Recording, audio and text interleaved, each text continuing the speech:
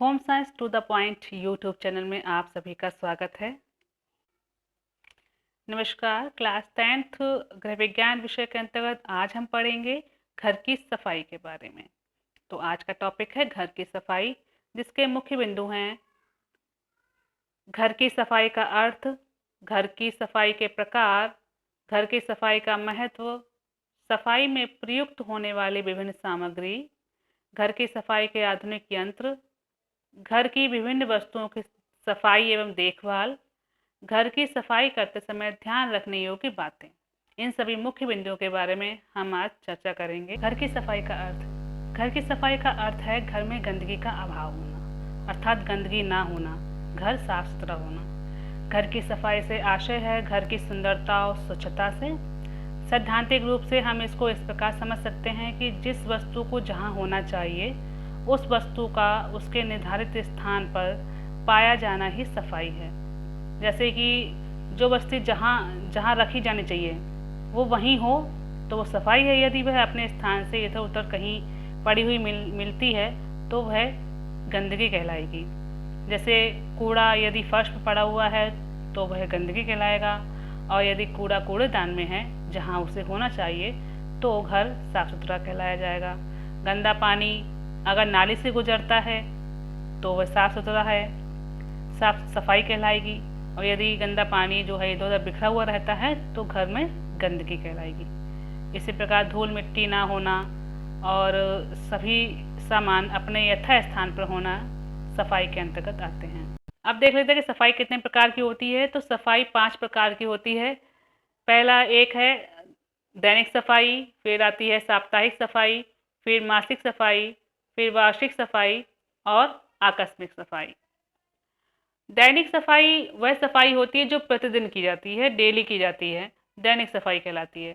इसके अंतर्गत कमरों में झाड़ू लगाना, पोछा लगाना, रसोई घर के जूठे बर्तनों को प्रतिदिन साफ करना, कपड़े धुलना, स्नान घर या का फर्श और मग बाल्टी आदि धोना जो कि डेली धुला जाता है, शौचालय में फिनाइल डालना, घर की नालियाँ जो होती हैं उसको फिनाइल से सफाई करना, और घर के आंगन और बाहर और लॉन आदि की सफाई करना भी ये सब दैनिक सफाई के अंतर्गत आती हैं। साप्ताहिक सफाई अर्थात वह सफाई जो सप्ताह में एक बार की जाती है, साप्ताहिक सफाई कहलाती है। इसके अंतर्गत दरी कालीन को झाड़ना, फर्नीचर को पूरी तरीके से पोंछना, मकड़ी के जाले आदि साफ करना, बिस्तरों और चादरों को धुलना और उसको धूप दिखाना, क्योंकि उसमें बैक्टीरियाज वगैरह जो होते हैं तो वो नष्ट हो जाते हैं, तो इनको धूप भी दिखाना चाहिए। दाल मसाले जो अचार पापड़ होते हैं तो उनको भी धूप दिखाना चाहिए। वॉश बेसिन टाइल्स आदि की जो काई होती है उसको भी हफ्ते में एक बार साफ करना चाहिए, जिससे कि साफ सफाई बनी रहे। तीसरे प्रकार की सफाई है मासिक सफाई, अर्थात वह सफाई जो मास में एक बार की जाती है, महीने में एक बार की जाती है, और जिसे प्रति सप्ताह करना संभव नहीं होता है तो उसे हम महीने में एक बार कोई एक दिन निश्चित कर लेते हैं, उस दिन करते हैं, तो इसको मासिक सफाई कहते हैं। इसके अंतर्गत कार्य आते हैं पर्दों की मरम्मत और धुलाई करना। महीने में हम एक बार पर्दों की मरम्मत कर सकते हैं, जो उनको धुलकर दोबारा टांग सकते हैं। अलमारी का पूरा सामान निकाल कर उसको साफ करना, उसको धूप दिखाना। खिड़कियों के जो शीशे वगैरह हैं उनको साफ करना। रसोई घर के जो खाली डिब्बे हो गए हैं उनको धोकर और सुखाना। पानी की टोंटी और टंकी की सफाई करना, जो ऊपर पानी भरा होता है उस टंकी की सफाई महीने में एक बार अवश्य करनी चाहिए, जिससे कि पानी में नीचे काई न जमी रहे और आपको स्वच्छ पानी मिलता रहे। भंडार गृह की सफाई करना, अनाजों और दालों और खाद्यान्नों आदि को धूप दिखाना, जिससे कि उनमें नमी ना आ पाए और कोई कीड़े वगैरह पैदा ना हो सकें, घुन आदि से बचा जा सके। इसके लिए महीने में एक बार अनाजों दालों और खाद्यान्नों को धूप दिखाना आवश्यक होता है। तो ये सभी कार्य मासिक सफाई के अंतर्गत आते हैं जो महीने में एक बार किए जाते हैं। अगली सफाई है वार्षिक सफाई। इसके अंतर्गत वह सफाई आती है जो वर्ष में एक बार की जाती है, तो वह वार्षिक सफाई कहलाती है। वार्षिक सफाई के अंतर्गत कार्य होते हैं खिड़की दरवाजों की टूट फूट की मरम्मत करवाना, दीवारों पर रंगाई पुताई रंग रोगन करवाना, फर्नीचर पर पॉलिश कराना, कमरों का सभी सामान बाहर निकाल कर सफाई करना। ये कार्य हम लोग कब करते हैं? होली दिवाली के समय जब पूरे घर की सफाई की जाती है, तो उस समय कमरे के सभी सामान को बाहर निकाल कर सफाई की जाती है और उसी समय व्यर्थ सामानों को छांट कर कबाड़ी को देना या फेंक देना। या उसी समय जो व्यर्थ सामान होता है, जो बेकार का होता है, तो वही उस सामान की भी छटाई हो जाती है और उसको यदि वो बेचने लायक है तो कबाड़ी को बेच देते हैं और यदि फेंकने लायक है तो उसको फेंक देते हैं। तो ये सभी कार्य वार्षिक कार्य के अंतर्गत आते हैं। अगली सफाई है आकस्मिक सफाई। वह सफाई जो पूर्व निर्धारित नहीं होती है और जो अचानक से की जाती है, आकस्मिक सफाई कहलाती है। अर्थात आकस्मिक यानी कि वह सफाई जो अचानक से हो जाती है, ये इसका पहले से निश्चित नहीं होता है कि ये कब की जाएगी, तो ये सफाई अचानक से करनी पड़ जाती है। जैसे कि तेज धूल भरी आंधी आने पर सफाई करनी पड़ जाती है, खूब सारी धूल मिट्टी घर में घुस जाती है तो उसमें धुलाई और पुछाई करनी पड़ जाती है। इसी प्रकार उत्सव शादी विवाह के अवसर पर भी अधिक कार्य हो जाता है, तो उस समय भी घर की साफ सफाई और पूरे घर का सारा सामान निकाल कर साफ करना पड़ जाता है और घर के सामान की व्यवस्था करनी पड़ जाती है। तेज बारिश होने पर भी घर की जो है घर को धोना पड़ जाता है, उसको साफ करना पड़ जाता है। तो ये सभी कार्य जो हैं निश्चित नहीं होते हैं पहले से, अचानक से आते हैं, तो ये सभी कार्य आकस्मिक सफाई के अंतर्गत आते हैं। सफाई का महत्व देख लेते हैं कि सफाई का महत्व क्यों है, क्योंकि सफाई बहुत ज़रूरी है। यदि सफाई नहीं रखेंगे अपने आसपास की, अपने घर की, तो घर में कीटाणु पनपेंगे और व्यक्ति स्वस्थ नहीं रह पाएगा, जो कि स्वास्थ्य के लिए बहुत हानिकारक होगा। तो घर की सफाई का महत्व देख लेते हैं कि घर सुव्यवस्थित रहता है। घर की सफाई करने से घर सुव्यवस्थित रहता है, घर में सभी सामान व्यवस्थित तरीके से रखा होता है और सामान को ढूँढने में दिक्कत नहीं होती है परिवार के सदस्यों को। दूसरा का महत्व है, घर का वातावरण शुद्ध रहता है। घर में सभी सामान सुव्यवस्थित रहता है, एक व्यवस्था बनी रहती है, तो घर का वातावरण भी शुद्ध रहता है और व्यक्ति जो है सामान ढूँढने में झुँझलाहट नहीं होती है, तो सौहार्द बना रहता है, एक अच्छा वातावरण बना रहता है। अगला है, घर में हानिकारक कीटाणु नहीं पनपते हैं और घर की सुंदरता बढ़ जाती है। जब घर में सभी सामान सही तरीके से सुव्यवस्थित तरीके से रखा जाएगा तो घर की सुंदरता बढ़ जाती है, घर सुंदर लगता है। गृह व्यवस्था व कार्य व्यवस्था में सुविधा रहती है। घर को व्यवस्थित करने में और कार्य को व्यवस्थित करने में भी घर की सफाई जो है महत्वपूर्ण भूमिका निभाती है।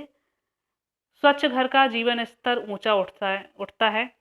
जो घर स्वच्छ होगा, जहाँ पर साफ सफाई होगी, तो उसका जीवन स्तर ऊंचा माना जाता है। क्योंकि यदि आप चाहे कितने भी पैसे वाले हों, यदि घर में आपकी गंदगी पड़ी रहती है, घर में सभी सामान सुव्यवस्थित तरीके से नहीं रखा हुआ है, साफ सफाई नहीं है, तो भी आपका स्तर ऊंचा नहीं माना जाएगा। देखकर व्यक्ति के मन में जो है बहुत ही घृणा की भावना आएगी, जब गंदगी दरवाज़ा खुलते ही घर के सामने गंदगी देखेगा व्यक्ति। तो इसलिए घर की जो है साफ सफाई करने से जीवन स्तर भी ऊंचा उठता है। अगला है, परिवार के सदस्य निरोगी व स्वस्थ रहते हैं। जब घर में साफ सफाई रहेगी तो कीटाणु भी नहीं पनपेंगे, तो सभी सदस्य निरोगी रहेंगे और स्वस्थ रहेंगे। घर आकर्षक लगता है, व्यर्थ सामान एकत्रित नहीं होता है। जब हम वार्षिक सफाई करते हैं तो घर के सभी सामान को निकाल कर उसकी छटाई कर लेते हैं, तो जो व्यर्थ का सामान होता है वह सामान जो है कबाड़ी को देना होता है तो कबाड़ी को दे देते हैं या फेंकना होता है तो फेंक देते हैं। तो इससे घर में एक टूटा फूटा व्यर्थ का सामान एकत्रित नहीं होता है, घर व्यवस्थित रहता है। अगला है, टूट फूट की समय से मरम्मत होती रहती है। तो जो टूटे फूटे सामान हैं, जब हम सफाई करते हैं तो वो टूटे फूटे सामान दिखाई दे जाते हैं। मान लीजिए कोई ऐसा सामान है जो थोड़ा सा सुधार करवाने से ठीक हो सकता है और पुनः यूज़ को प्रयोग किया जा सकता है, तो ऐसे सामानों की मरम्मत हो जाती है। सफाई में प्रयुक्त उपकरण व सामग्री। सफाई के लिए अनेक उपकरणों और सामग्री की आवश्यकता होती है। चलिए उन पर एक नज़र डाल लेते हैं। इसमें सबसे पहले हमें ज़रूरत पड़ती है कपड़े व झाड़न की। घर की सफाई में कपड़ों और झाड़न यानी कि जो चिथड़े होते हैं, कपड़ों के टुकड़े होते हैं, उनका विशेष महत्व होता है। साधारण सफाई करने के लिए हमें मोटे कपड़े का झाड़न यानी पोंछा चाहिए होता है। रसोई घर में जो बर्तन होते हैं गीले, उनको पोंछने के लिए सूती कपड़े का झाड़न चाहिए। स्नानागार व वॉश बेसिन की सफाई के लिए पुराने और बेकार के कपड़ों के लिए से बनाया गया पोंछा प्रयोग में ला सकते हैं। गीली और नम सफाई के लिए स्पंज वाला और सूती पोंछे का प्रयोग किया जाता है और चांदी व शीशे की वस्तुओं को और फर्नीचर आदि को चमकाने के लिए फलालेन का टुकड़ा या फलालेन का झाड़न चाहिए होता है, या फिर हम नरम चमड़े के टुकड़े का भी प्रयोग कर सकते हैं। दूसरी सामग्री है झाड़ू। झाड़ू सफाई करने में प्रयोग की जाती है, इसका भी बहुत यूज़ होता है। और ये झाड़ू कई प्रकार की होती हैं, जैसे फर्श और आंगन धोकर साफ करने के लिए सख्त सीखों की झाड़ू होती है। साधारण सफाई के लिए नरम झाड़ू जैसे खजूर और झाऊ की झाड़ू होती है। और छत तथा दीवार की धूल झाड़ने के लिए लंबी बांस वाली नरम झाड़ू होती है, जिसमें कि बांस में झाड़ू ऊपर लगी लगी होती है, जिससे कि छत तक पहुंचाना आसान होता है। इसी प्रकार ब्रश की भी सफाई में आवश्यकता होती है। ब्रश भी जो है आवश्यक सामग्री होती है सफाई के लिए। जो ब्रश हैं, ब्रश भी कई प्रकार के होते हैं, जैसे फर्श साफ करने के नरम ब्रश, दरी व कालीन की धूल साफ करने के लिए सख्त तिनकों का ब्रश होता है। स्नान गृह व रसोई घर के फर्श को रगड़ कर साफ करने के लिए सख्त तिनकों या तार का ब्रश प्रयोग किया जाता है, जो नीचे काई जमी होती है उसको साफ करने के लिए। छत एवं दीवार के जाले छुड़ाने के लिए लंबे बांस वाला ब्रश चाहिए होता है। और बर्तन साफ करने के नायलॉन और तार के जूना जो होता है उसका प्रयोग किया जाता है। बोतलों एवं शीशों को साफ करने के नायलॉन का ब्रश होता है, बहुत कोमल होता है। और जूते पॉलिश करने का एक ब्रश होता है। पुताई करने के लिए ब्रश होता है, जिसको मूंछ जो मूंछ की बनी होती है, जिसको मूंछ कहते हैं। और पेंट करने के लिए भी विभिन्न प्रकार के ब्रश होते हैं। तो ब्रश के ये प्रकार हैं। तो ब्रश की भी आवश्यकता होती है हमें सफाई के अंतर्गत। और सफाई के लिए हमें विभिन्न बर्तनों की भी आवश्यकता पड़ती है, जिसके अंतर्गत ढक्कनदार कूड़ादान चाहिए, कूड़ा उठाने के तसले की आवश्यकता पड़ती है। और प्याला, प्लेट पॉलिश के लिए यदि हमें फर्नीचर आदि भी पॉलिश करनी है, उसको साफ करने के बाद पॉलिश करनी है, तो उसके लिए प्लेट और कटोरी यानी प्याले की ज़रूरत पड़ती है, जिसमें कि क्रीम निकाल सकते हैं उससे, या मोम आदि से, जिससे हम पैराफिन आदि से जिससे हम पॉलिश कर रहे हैं, सफाई कर रहे हैं, उसको रखने के लिए। बाल्टी और मग धुलाई करने के लिए आवश्यकता होती है। और डिब्बे बोतलों की भी विभिन्न सामग्री को रखने के लिए इनकी आवश्यकता पड़ती है। तो यह सभी सफाई के आवश्यक सामग्री थे। और अन्य सामग्री के अंतर्गत आते हैं साधारण सफाई। नंबर 5 है अन्य सामग्री, जिसके अंतर्गत साधारण सफाई के लिए सोडा, रेत, विम, स्प्रिट, साबुन, नमक, इन सब सामग्रियों की आवश्यकता पड़ती है। और दाग धब्बे छुड़ाने के लिए हमें तारपीन तेल, सिरका, बेंजीन, क्लोरीन, नींबू, हाइड्रोक्लोरिक एसिड, इन सभी सामानों की ज़रूरत पड़ती है। जीव जंतु नाशक पदार्थों के अंतर्गत मिट्टी का तेल, डीडीटी पाउडर, फिनाइल, चूना, वैंगॉन स्प्रे आदि, इन सब सामग्री की आवश्यकता पड़ती है। फर्नीचर, धातु, शीशा पत्थर चमकाने के लिए अमोनिया, सिरका, पॉलिश क्रीम, रेगमाल आदि की आवश्यकता पड़ती है। तो यह सभी सामग्रियां थीं जो कि सफाई में आवश्यकता पड़ती है इनकी। अब हम देख लेते हैं अब हम देख लेते हैं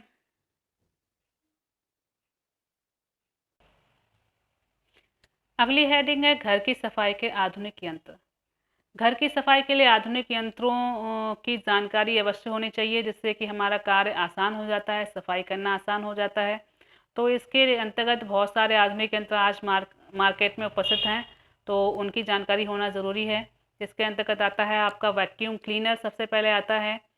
वैक्यूम क्लीनर ये एक ऐसा आधुनिक यंत्र है जिसमें वायु का दबाव पड़ने के कारण धूल और गंदगी जो गर्द होती है वो अंदर खींच लेता है ये।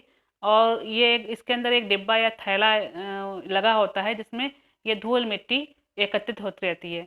और उसको उसके बाद डिब्बे में एकत्रित धूल या मिट्टी को बाहर झाड़ दिया जाता है। तो यह एक इलेक्ट्रॉनिक आधुनिक यंत्र है। दूसरा है बर्तन साफ करने की मशीन। इस मशीन में क्या होता है कि इसके एक भाग में जो ढोल के आकार का होता है, उसमें जूठे बर्तनों को रख दिया जाता है और उसमें सोडा और विम डाल दिया जाता है। उसके पश्चात मशीन को ऑन कर देते हैं और बर्तन जो है अपने आप साफ हो जाते हैं। तो बर्तन धोने की मशीन भी बहुत अच्छी मशीन है। नंबर 3 तीसरा उपकरण है कारपेट स्वीपर। ये भी वैक्यूम क्लीनर के समान ही कार्य करता है। इसमें क्या होता है कि एक सख्त ब्रश लगा होता है, जो कि कारपेट और सोफ़ा आदि की धूल और गर्द को अपने अंदर खींच लेता है। और वो कारपेट स्वीपर के अंदर एक डस्ट पैन लगा होता है, वो उसमें वह सारी धूल मिट्टी एकत्रित होती रहती है। और उसको डस्ट पैन को बाहर झाड़कर धूल मिट्टी को बाहर निकाल सकते हैं। नंबर 4 है वॉशिंग मशीन। यह कपड़े धोने की विद्युत उपकरण है, एक इलेक्ट्रॉनिक उपकरण है। इसमें बने ड्रम में कपड़े और सर्फ को डाल दिया जाता है और फिर स्विच ऑन कर देते हैं। इसमें कपड़े जो है बहुत ही शीघ्रता से धुल जाते हैं और इसमें एक ड्रायर भी लगा होता है जो कि कपड़ों को निचोड़ कर सुखा देता है। अर्थात वॉशिंग मशीन में कपड़े धुलते हैं, सूखते हैं, निचोड़ते हैं और फिर सूख कर कपड़े निकलते हैं। तो कपड़े धोना ये आसान कर देता है। अब देखते हैं घर की विभिन्न वस्तुओं की सफाई एवं देखभाल। घर की जो विभिन्न वस्तुएं होती हैं उनकी सफाई किस प्रकार करनी है, उनकी देखभाल किस प्रकार करनी है, उन पर एक नज़र डाल लेते हैं। लकड़ी के सामान की सफाई। लकड़ी के सामान के अंतर्गत इनेमल की लकड़ी होती है। तो इनेमल की जो लकड़ी होती है उसको गुनगुने पानी में साबुन का घोल बनाकर धोते हैं और उसके बाद उसको साफ पानी में थोड़ा सिरका मिलाकर दोबारा धोते हैं और उसके बाद मुलायम कपड़े से पोंछकर सुखा देना चाहिए। तो इनेमल की जो लकड़ी होती है उसको गुनगुने पानी के साबुन के घोल से धुलते हैं। पॉलिश की हुई जो लकड़ी होती है उसको भी गुनगुने पानी में 1 चम्मच सिरका मिलाकर घोल बना लेते हैं। फिर कपड़े को भिगोकर उसको जो है साफ़ करते हैं और सूख जाने पर उसको पॉलिश लगाकर चमका देते हैं। वार्निश की हुई जो लकड़ी होती है उसको साफ़ करने के लिए आधा लीटर पानी में आधा चम्मच पैराफिन डालकर उसे धोते हैं और इसमें सूखने के बाद इसमें अपने आप प्राकृतिक चमक आ जाती है। यदि आवश्यकता पड़ती है तो दोबारा वार्निश भी कर सकते हैं। शीशे के सामान की सफाई जो है उसके अंतर्गत खिड़कियों और दरवाज़ों के शीशे जो होते हैं उनको साबुन के घोल में कपड़ा भिगोकर साफ़ करना चाहिए और शीशे में चमक लाने के लिए महीन कागज़ में मिथिलेटेड स्पिरिट लगाकर रगड़ा जाता है और साफ़ पानी में सिरका मिलाकर धोने से भी शीशे चमक जाते हैं। यानी कि हम शीशे के जो दरवाजे और खिड़कियों के जो शीशे होते हैं उनको मिथिलेटेड स्पिरिट लगाकर या सिरका लगाकर भी चमका सकते हैं। जो दर्पण एवं तस्वीर के जो शीशे होते हैं उनको इन्हीं विधियों से चमका सकते हैं, लेकिन इसके लिए ध्यान रखना चाहिए कि पानी अंदर नहीं जाना चाहिए। यदि पानी अंदर चला जाएगा तो तस्वीर का जो शीशा लगा हुआ है जो और दर्पण यानी है जिसमें हम शीशा देखते हैं, मिरर होता है, वो उसकी पॉलिश खराब हो सकती है और नुकसान हो सकता है। तो इसलिए इस बात का ध्यान रखा जाना चाहिए कि पानी अंदर ना जा पाए। बोतलों व शीशियों की सफाई के लिए जो क्या करते हैं कि साबुन मिले गर्म पानी में साबुन घोलकर उसको बोतलों और शीशियों के अंदर डालते हैं और ब्रश डालकर उसको साफ करते हैं। कांच के जो बर्तन होते हैं उनकी सफाई के लिए उन्हें गुनगुने पानी में अमोनिया की कुछ बूंदें डालकर भिगो देना चाहिए और कुछ समय पश्चात इन्हें कपड़े से पोंछकर सुखा देना चाहिए। तो इस प्रकार कांच के बर्तनों की सफाई की जाती है। इसी प्रकार चाय और कॉफ़ी के दाग धब्बे छुड़ाने के लिए सिरका लगाकर उन दाग धब्बों पर सिरका लगाते हैं, फिर नमक लगाकर गीले कपड़े से रगड़कर साफ़ हो जाते हैं चाय और कॉफ़ी के धब्बे। तो चाय और कॉफ़ी के धब्बे किस प्रकार साफ़ होते हैं? सिरका में उसको डुबो देते हैं उन धब्बों को और फिर उसके ऊपर नमक लगा देते हैं और इसके बाद गीले कपड़े से उसको रगड़ते हैं तो चाय और कॉफ़ी के दाग धब्बे छूट जाते हैं। बिजली के ट्यूब को साफ़ करने के लिए जो बल्ब वगैरह आते हैं, बिजली के जो बल्ब होते हैं और ट्यूब होते हैं, उनको गीले व मुलायम कपड़े से साफ़ करना चाहिए।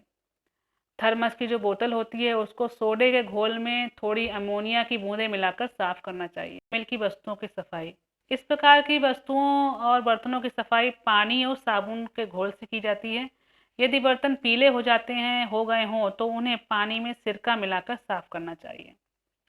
चाय, कॉफ़ी या हल्दी के दाग धब्बे उस पर पड़ गए हैं तो उसकी सफाई के लिए विम या किसी अच्छे पाउडर का प्रयोग करना चाहिए।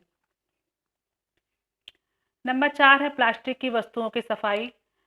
प्लास्टिक की वस्तुओं की सफाई करने के लिए तेज़ गर्म पानी से अगर हम इसे धोएंगे तो इसकी चमक नष्ट हो जाती है। प्लास्टिक की जो चमक होती है नेचुरल, वो नष्ट हो जाएगी और रगड़ने और खरोचने से भी इनके ऊपर जो निशान पड़ जाएंगे वो ये खराब हो सकते हैं। इसलिए प्लास्टिक की जो वस्तुएं होती हैं उन्हें गीले कपड़े में साबुन लगाकर पोंछना चाहिए और फिर उसको ठंडे पानी से साफ़ करना चाहिए, फिर से गुनगुने पानी से साफ़ करना चाहिए और फिर लास्ट में फिर ठंडे पानी से धुलकर उसको सूखे कपड़े से पोंछ देना चाहिए। तो इस प्रकार से प्लास्टिक की वस्तुओं की सफाई की जाती है।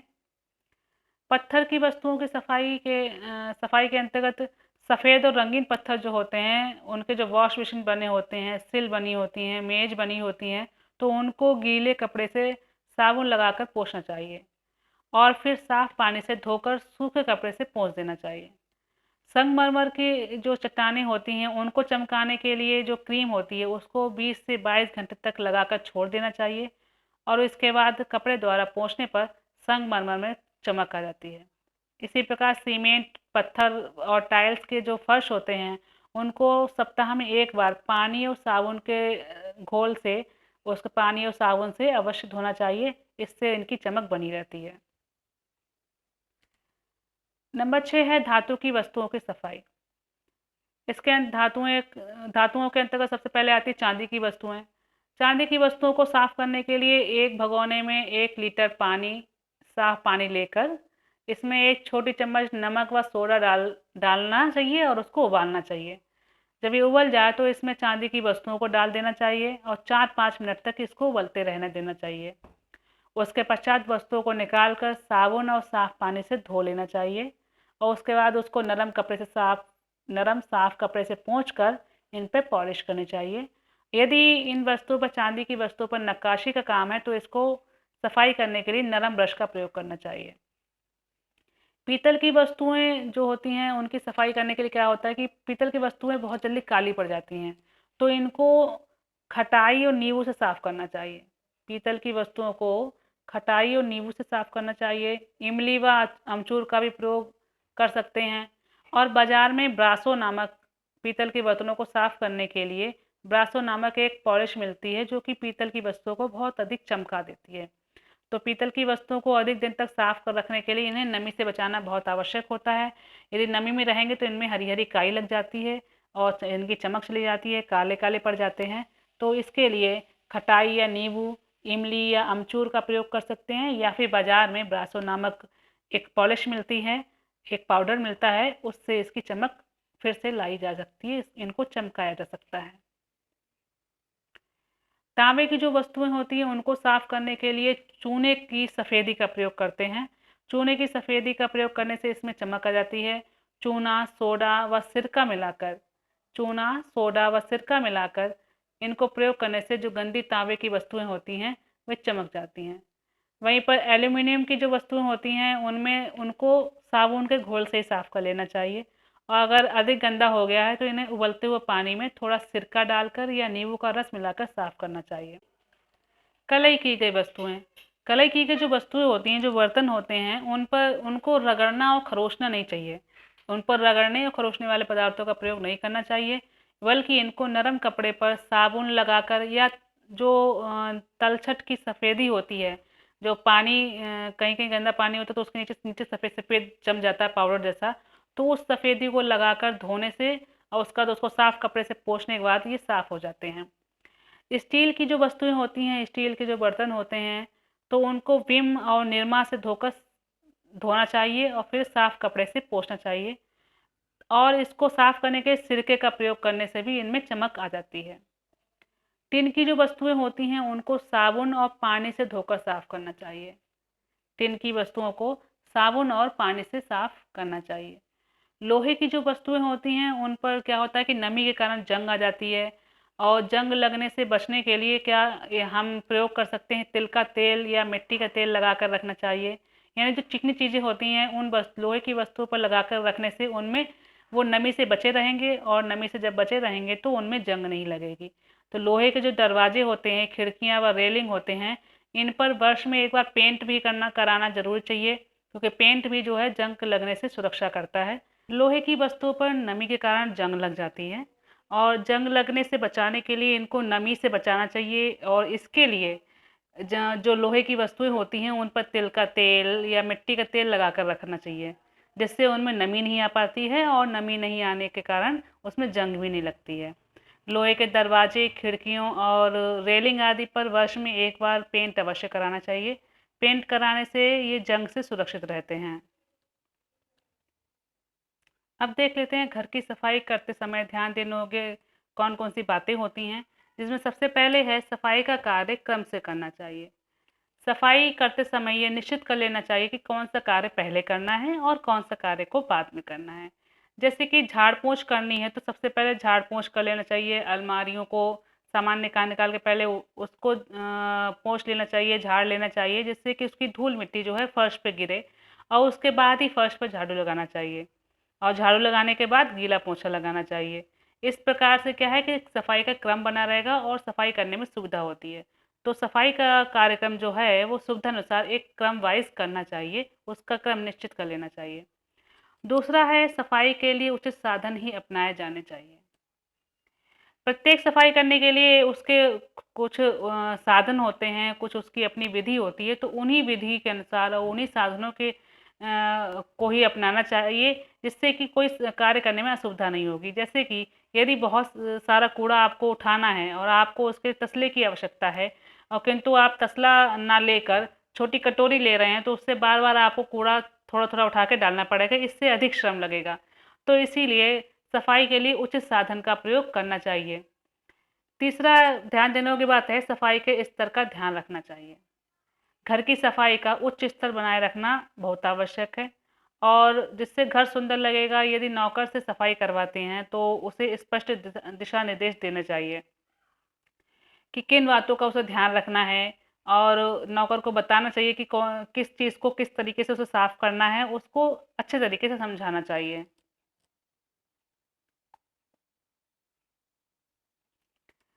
अगली ध्यान देने योग्य बात है, परिवार के सभी सदस्यों का सहयोग करना।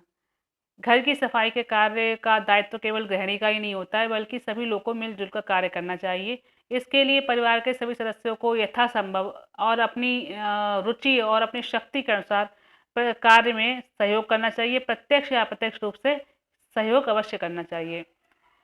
नंबर 5 है, कम से कम गंदगी फैलने देना चाहिए। घर की सफाई व्यवस्था को सुचारू रूप से बनाए रखने के लिए इस बात का अवश्य ध्यान रखना चाहिए कि कम से कम गंदगी फैले। इसके लिए आप चाहें तो जहाँ-जहाँ कूड़ा होने की संभावना होती है, वहाँ-वहाँ कूड़ादान रखा जा सकता है, कूड़े की टोकरी रखी जा सकती है, जिससे कि कूड़ा व्यक्ति उसी में डाले और कूड़े को इधर-उधर ना फेंके। अगली ध्यान देने योग्य बात है, सफाई सामग्री एवं साधनों की देखभाल करनी चाहिए। घर की सफाई व्यवस्था को सुचारू रूप से बनाए रखने के लिए साफ सफाई की जो सामग्री है, जो उपकरण हैं, जो उसके साधन हैं, उनकी नियमित रूप से देखभाल करनी चाहिए। लेकिन इसके लिए यहाँ पे ये ज़रूर ध्यान देना चाहिए कि इसमें आवश्यकता से अधिक समय नष्ट नहीं करना चाहिए। मतलब यदि यदि कोई उपकरण खराब हो गया है, जैसे वैक्यूम क्लीनर या कारपेट क्लीनर या वॉशिंग मशीन आदि कोई भी चीज़ अगर खराब हो गई है, तो उसको स्वयं अगर नहीं ठीक कर सकते हैं, तो स्वयं ठीक करने का प्रयास नहीं करना चाहिए, और ना ही उसमें समय बर्बाद करना चाहिए। तो उसको उचित प्रकार से जहाँ पर ठीक होता है, वहाँ उस शॉप पे ले जाके ठीक करवाना चाहिए। तो इसमें जो है आवश्यकता से अधिक समय नष्ट नहीं करना चाहिए, लेकिन अगर चीज़ खराब हो गई है तो उसको तुरंत ठीक कराना चाहिए।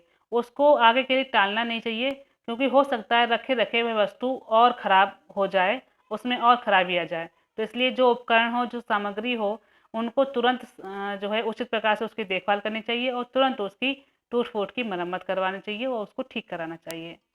तो आज के लेक्चर में हमने आज पढ़ा सफाई के बारे में, सफाई के प्रकार, सफाई के में प्रयुक्त होने वाली सामग्रियों के बारे में, उपकरणों के बारे में, और ध्यान देने योग्य बातों के बारे में।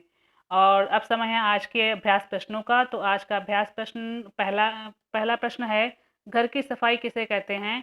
घर की सफाई के मुख्य साधनों के बारे में बताइए। दूसरा प्रश्न है, घर की सफाई कितने प्रकार की होती है?